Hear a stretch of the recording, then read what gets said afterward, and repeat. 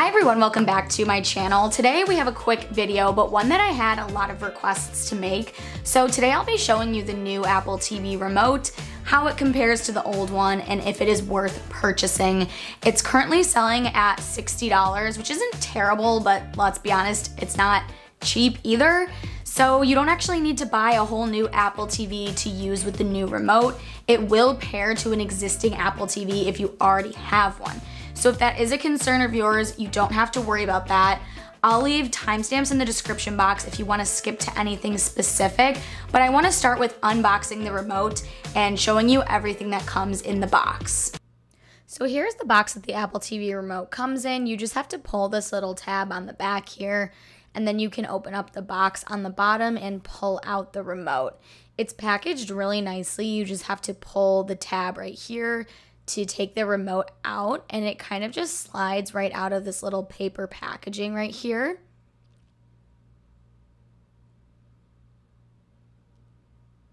If you open the other side of the box, you'll see that it also comes with a charging cord, which is really helpful, and it also comes with an instruction packet.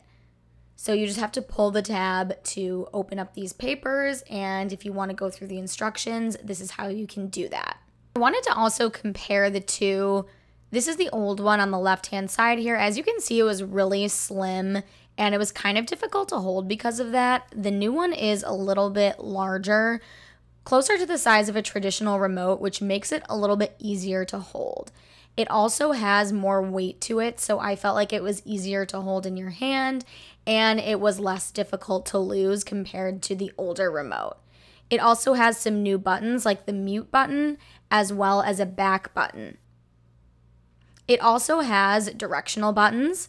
So as you can see, it has a down, up, left, and right button as well as a center button. You can still scroll on the trackpad the same way you could with the old one, but it also gives you the button option. It also has a power button, so you can turn your Apple TV on and off very easily. It still has the same home button that will take you to your Apple TV home, still has volume, and it still has a Siri voice option. It is just on the side of the remote instead of on the front.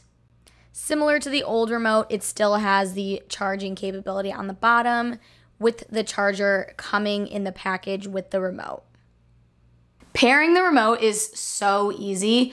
You just need to turn your Apple TV on, click the center button, and as you can see on the screen here, the Apple TV will tell you to move closer and click it again, or it will notify you that it is paired. So now you can go on with using your remote. If you are having problems pairing your remote, I'll leave a troubleshooting article from Apple in the description box if you need help.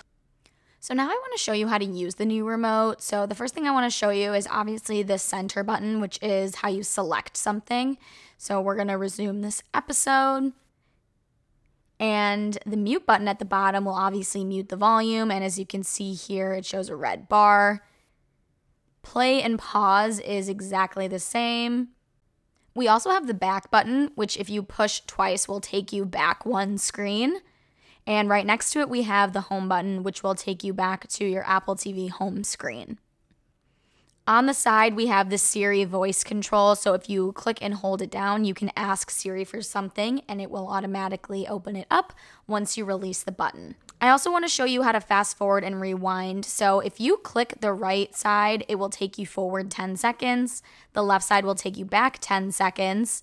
And if you want to fast forward a substantial amount, pause the show and hold your finger over the up button without actually clicking it. Just hold it down until you see this circle here.